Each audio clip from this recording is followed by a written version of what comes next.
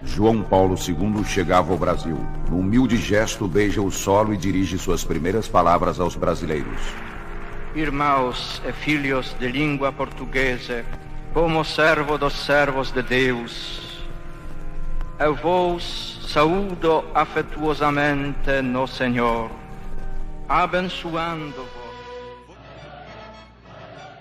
Nunca em toda a história do Brasil houve um fenômeno igual.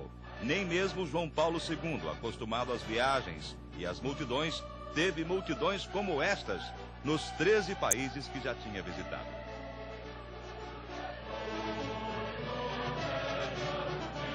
Jornais, revistas e rádios fizeram a maior cobertura da imprensa brasileira em todos os tempos.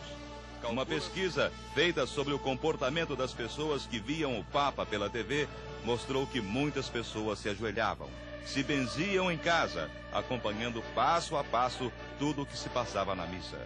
E o que é mais incrível, em 80% das casas pesquisadas, houve gente que chorou de emoção durante as transmissões.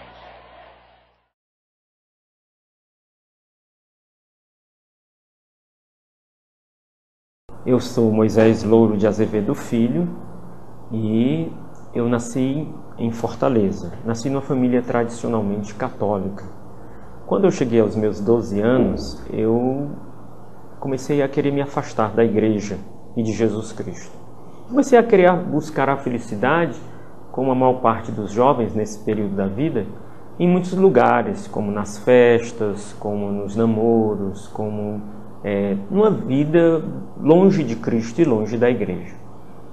Mas aos 16 anos, convidado por uma amiga minha, eu pude fazer um encontro de final de semana na igreja, na Arquidiocese de Fortaleza. E lá, pela primeira vez, eu pude ter a minha experiência pessoal com Jesus Cristo. Eu pude descobrir que Jesus Cristo é a verdadeira paz, é a verdadeira felicidade, é aquele que pode encher o nosso coração da felicidade que nós buscamos às vezes em tantos lugares, em tantas pessoas, e que muitas vezes não a encontramos. Mas ao andar pelas ruas da minha cidade e ao olhar os jovens, eu dizia, esses jovens querem ser felizes como um dia eu queria, e buscam a felicidade em lugares onde eles não podem encontrar. Mas eu não sabia como ir ao encontro deles, eu não sabia como evangelizá-los. Foi aí que em 1980, o Papa João Paulo II visitou a minha cidade, Fortaleza. E era arcebispo de Fortaleza, o cardeal Loscheider, me convidou para que, em nome de todos os jovens, eu pudesse dar um presente ao Papa. E perguntei ao cardeal, que presente eu devo dar? Ele me disse, você é que deve escolher. E eu fiquei surpreso. O que um jovem de 20 anos pode te dar de presente ao Papa? Me coloquei em oração, em escuta de Deus, e então a inspiração veio forte. O desejo e a inspiração de dar a minha vida e a minha juventude para evangelizar os jovens, os homens e as mulheres que estão longe de Cristo e longe da igreja. Na hora da procissão do ofertório, eu entreguei a minha carta nas mãos do Papa. Na carta, eu ofertava a minha vida e a minha juventude. Eu não falei nada para o Papa João Paulo II, mas os olhos dele como que entraram na minha alma e como se lessem tudo aquilo que eu trazia dentro do coração. Ele tocou no meu rosto e ele me abençoou. E eu estou convicto que naquele momento eu recebi uma graça especial, que eu não saberia dizer ainda bem qual era naquele instante. Depois daquele momento, então, começou a surgir uma inspiração de como evangelizar aqueles jovens que não queriam ouvir falar de Cristo e da igreja. Bem, um jovem que não vai à igreja, que não vai à missa, ele come um sanduíche, ele come uma pizza. Por que não fazer uma pizzaria para evangelizar? Ali, naquele espaço neutro, eles poderiam encontrar outros jovens que, como nós, ali no serviço, poderíamos dar o nosso testemunho de que Jesus Cristo é a verdadeira paz, é a felicidade que eles tanto buscam em outros lugares. E foi isso que aconteceu. No dia 9 de julho de 1982, nós inauguramos o primeiro Centro Católico de Evangelização Shalom. Naquela noite, a casa já estava lotada. Eram muitos os jovens. E desses jovens, depois trouxeram suas famílias. Depois vieram os pobres.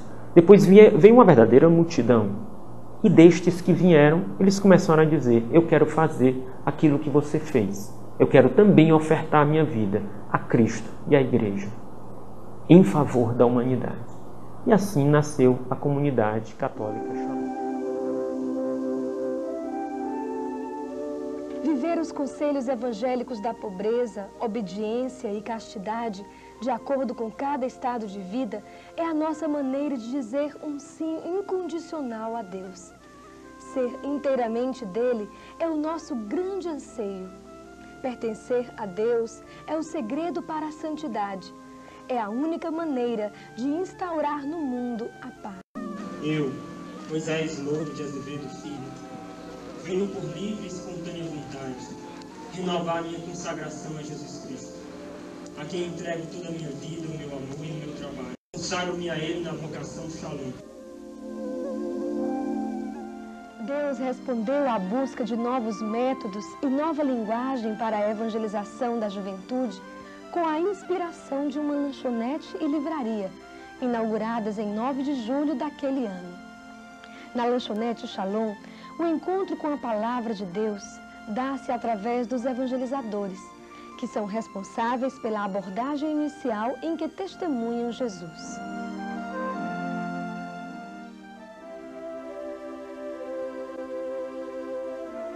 O Renascer foi a nossa primeira investida neste sentido, em 1986. Realizado no período de Carnaval, o encontro oferece palestras sobre temas gerais pela manhã e o seminário de vida e diversos cursos à tarde. Precisamos ser objetos da ação de Deus. Precisamos pedir que os carismas abundem aqui no meio de nós. O Renascer tornou-se uma tradição e o número de 1000 pessoas reunidas no primeiro Renascer cresceu para 20.000 no ano de 1992.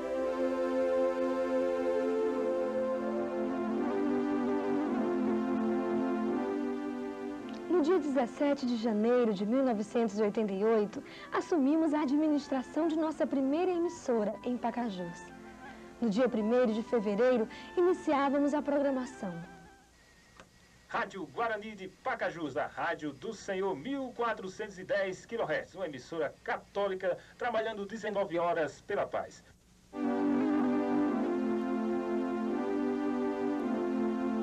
Esta emissora leva hoje o Evangelho a milhares de ouvintes das pequenas cidades próximas a Pacajus e zona rural. Um alô para você de Pacajus, cidades vizinhas, e a você que nos escuta em Fortaleza. E a próxima música quem pede é Dona Osana, Amar-te Mais. Geralda, essa é pra mim, Geralda. Você que quer amar a Deus sobre todas as coisas.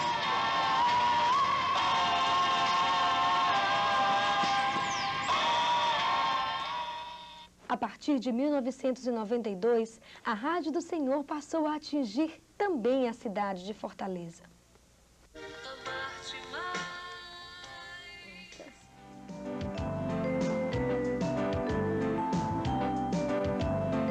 A necessidade de evangelizar e formar aqueles que o Senhor nos entrega nos levou a fundar a editora Shalom em 1990.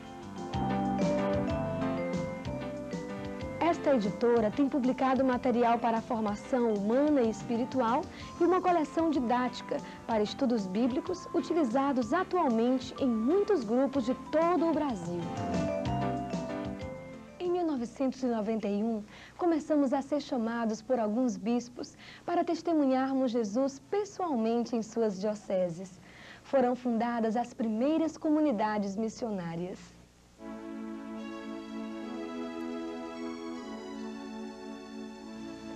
Hoje, estamos em Fortaleza, Pacajus e Quixadá, no Ceará. No Rio Grande do Norte, estamos assumindo a programação de uma emissora de rádio. Em Sergipe, prestamos serviços de evangelização na cidade de Propriá e administramos a Rádio Cultura de Aracaju. Na Bahia, estamos em Eunápolis e Salvador. No próximo mês de março, estaremos iniciando o trabalho com crianças abandonadas em Macapá.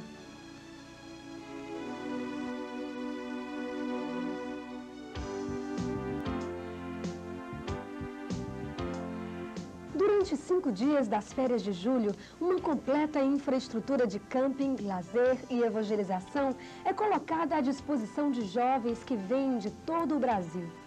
O dia transcorre harmoniosamente, desde o café da manhã, indo em seguida aos cursos e palestras, com intervalo para almoço e muita música.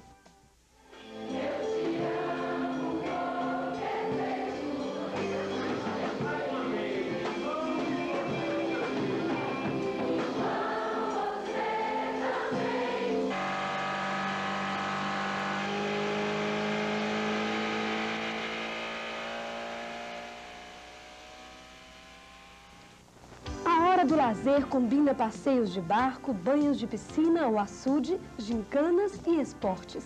A arte também tem o seu lugar, tanto como lazer quanto como meio de evangelização. A combinação sadia da fraternidade, formação espiritual e lazer tem sido um instrumento eficaz nas mãos de Deus para a conversão de muitos jovens. O reino dos céus pertence aos que se assemelham às criancinhas. A evangelização dos pequeninos é uma das tarefas mais doces e compensadoras que o Senhor nos tem dado. A evangelização de crianças é feita através do Centro de Educação e do Projeto Criança.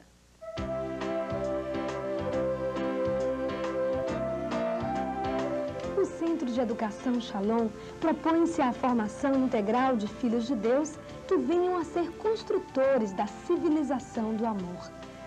Hoje, esta escola abriga 320 crianças, nos cursos pré-escolares e até a 5ª série do 1º grau. O Projeto Criança funciona na Casa dos Pequeninos, com grupos de oração para a faixa de 3 a 12 anos. Lá, as crianças são catequizadas, formadas e passam já a servir a igreja em vários ministérios.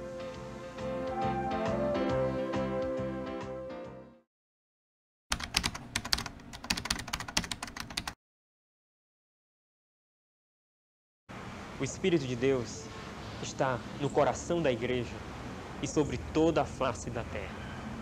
E para cada momento da história da igreja e do mundo, o Espírito de Deus tem feito suscitar caminhos novos e obras novas para responder os desafios de cada tempo. Hoje, em pleno século XX, nós estamos vendo um mundo marcado pelo pecado. Um mundo onde reinam muitas vezes a discórdia, o ódio, a injustiça, a sensualidade. Que o Senhor nos chamou para sermos discípulos e ministros da Shalom é uma vocação. É uma vocação que Deus plantou no grande jardim da igreja, que tem rosas de todos os tipos, de todas as cores, de todos os perfumes. E no meio destas rosas, Deus está fazendo surgir um pequeno botão. Este botão que é a obra Shalom, que agora se abre e deseja ser uma oferta agradável, segundo a vontade de Deus, para a igreja e para todos. Também o Senhor nos deu a graça de buscarmos viver a fraternidade. No reino de Deus, Deus é o primeiro, o irmão é o segundo e eu sou o terceiro. Descobri que, servindo aos homens por amor a Cristo, estamos vivendo a vontade do Senhor, que se resume no seu mandamento novo, de amarmos uns aos outros como Ele amou. E Ele amou-se, dá um grande dom, que é a consagração. É para isso que nós nos consagramos. Nos consagramos a Deus, para vivermos para Ele, no amor esponsal, para termos almas esposas dEle, para termos um amor inflamado nas nossas vidas. Estamos dispostos a tudo dar e a tudo ser, por amor a Ele, por amor à sua igreja e por amor a todos os homens. Happy birthday!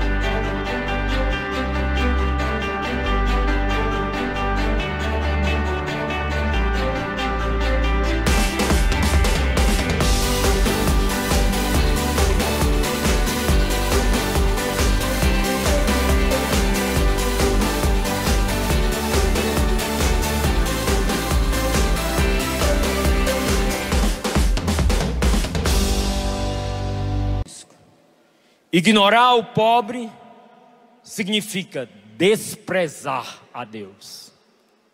Forte, né? Forte. Pode bater palmas, sim. E quando o Papa fala dos pobres, ele fala os pobres no plano espiritual, porque não há uma pobreza maior na humanidade do que o desconhecimento de Jesus Cristo. Não há uma pobreza maior no coração do homem do que a ausência da fé. E nós somos chamados a ir ao encontro desses homens, evangelizar, evangelizar, evangelizar, evangelizar, evangelizar os pobres. Nós temos um mundo de pobres que desconhecem a beleza de ser cristão, que desconhecem a força do evangelho, a vida plena, e Deus nos deu o seu Espírito para isso. Os pobres morais, sim, a pobreza moral. Tantos homens e mulheres escravizados pelo pecado. Sim, nós não podemos fazer como os fariseus que se escandalizaram quando Jesus foi sentar na mesa com Mateus. Nós não somos melhores do que ninguém. Ninguém. Eu e você não somos melhores do que ninguém.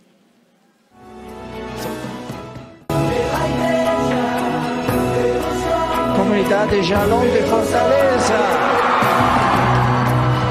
Desertes Igreja Missionária.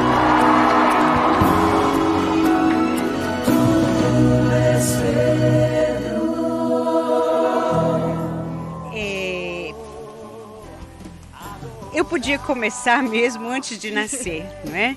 Minha mãe perdeu 2 crianças antes de mim e eu já nasci pelas mãos de Nossa Senhora. Foi graças a Nossa Senhora que eu não só nasci como vinguei, como diz o Matuto, não é? Aos 2 meses de vida eu tive uma doença seríssima, não é? Uma gastroenterite, que naquela época era muito séria porque não havia antibióticos ainda. E especialmente antibióticos infantis.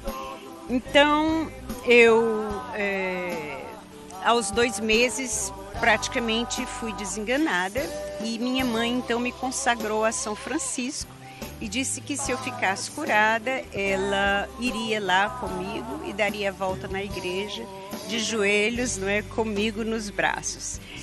Graças a Deus naquela época eu era magrinha, ela não sofreu muito. E a minha vida, graças a Deus, na minha família, a fé era uma constante. Eu não posso deixar de louvar a Deus pelo exemplo de fé que os meus pais me deram sempre, desde a infância. Nossa Senhora sempre nos acompanhou, nós sempre rezávamos para Nossa Senhora antes de dormir. E eu me lembro que aos 4, 5 anos, mais ou menos, minha mãe esteve muito doente e eu, pequenininha, né, 4, 5 anos, saí do quarto e fui para onde tinha uma imagem de Nossa Senhora, se eu não me engano, no corredor. Essa imagem está com a nossa família até hoje, Nossa Senhora da Conceição. E eu então, no meio da noite, fui pedir a Nossa Senhora que ela não deixasse a minha mãe morrer, porque realmente era uma enfermidade perigosa. E minha mãe ficou boa. Isso desenvolveu uma amizade grande entre mim e Nossa Senhora. Mas eu tenho que pular um pouco agora. É verdade. Na faculdade eu me envolvi um pouco com toda uma filosofia comunista. Não da faculdade, mas por influência dos próprios alunos. Isso me afastou de Deus. E apesar da faculdade ser católica, eu me afastei mesmo de Deus e de Nossa Senhora. E até que, já casada, já aqui no Ceará, meu marido fez o cursilho, eu fiz logo depois. E nessa época nós não tínhamos filhos. E éramos casados já há 5 anos. E eu me lembro que, concomitante com a época do cursilho, nós fizemos um tratamento para fertilização. E graças a Deus, naquela época não tinha essa história que ofende tanto a Deus da inseminação artificial, fertilização in vitro, etc. Então o médico me desiludiu, disse que eu não poderia ter filhos, que eu deveria ir para o Paraná adotar uma criança. Naquela época era uma clínica muito boa que tinha lá. Nesse dia, nessa noite, eu chorava muito, meu marido também, e eu fiz a oração mais louca da minha vida. Eu disse: Jesus, você não entende nada de criança. Você pegou as criancinhas no colo, mas você não sabe o que é ter filho.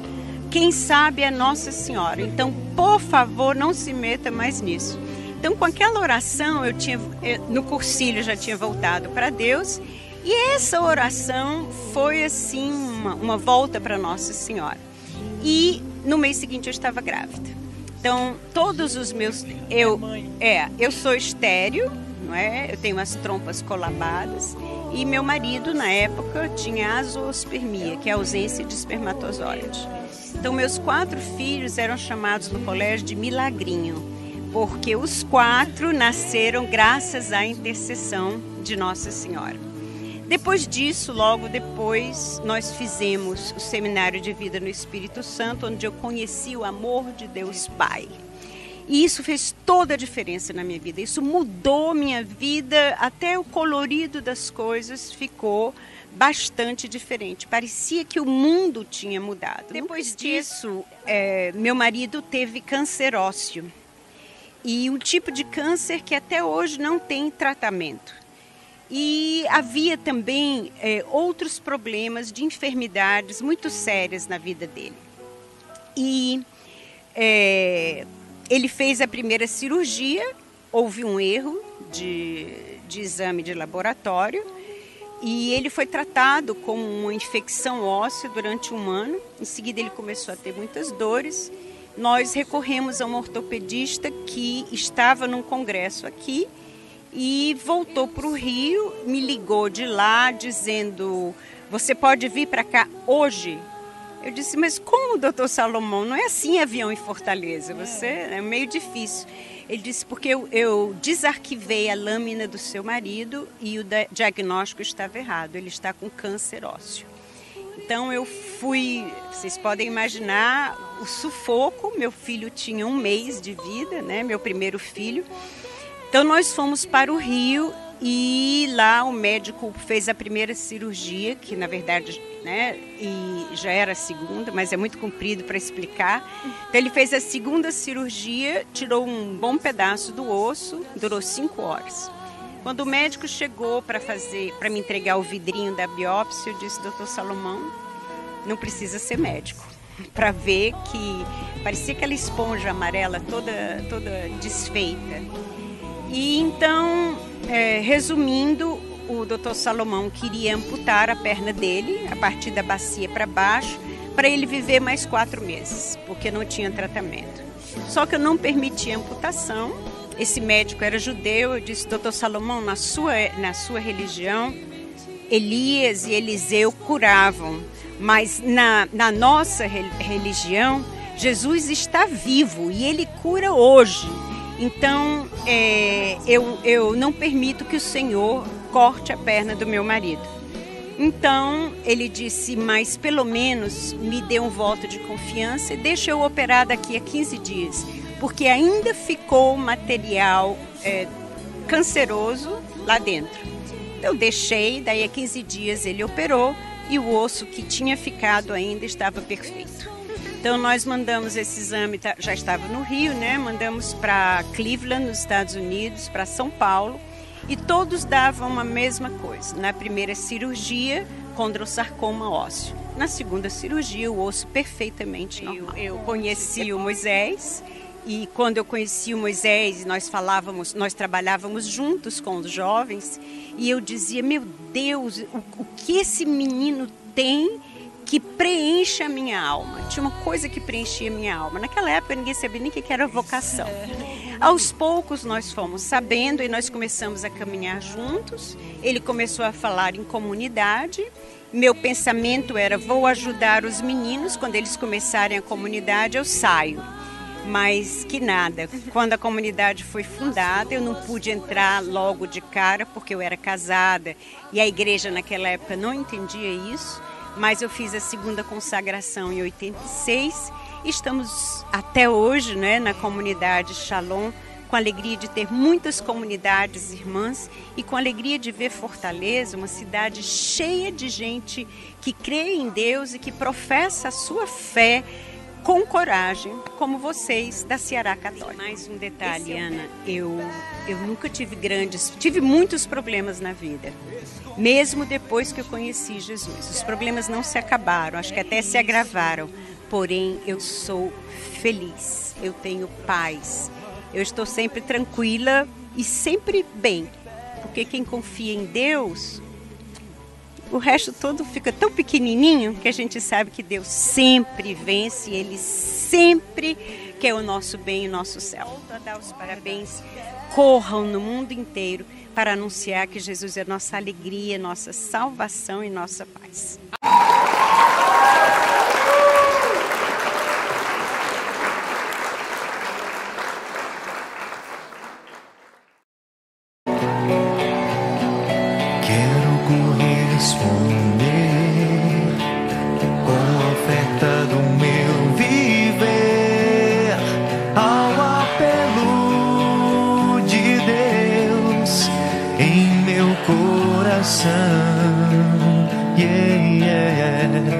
A humanidade a chorar, sofrendo a esperar que o meu canto, que o meu grito se faça escutar.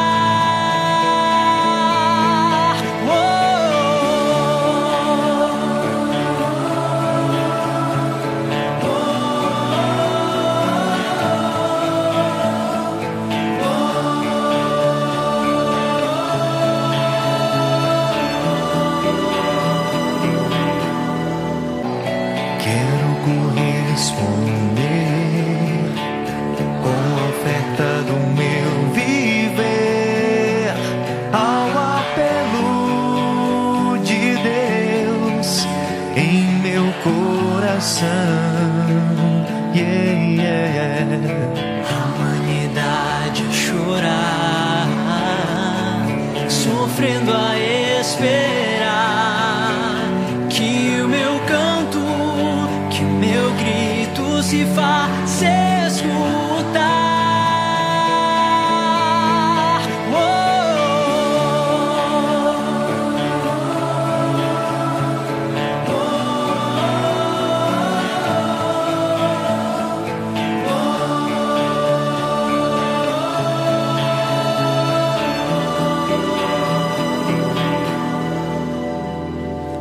Quero corresponder com a oferta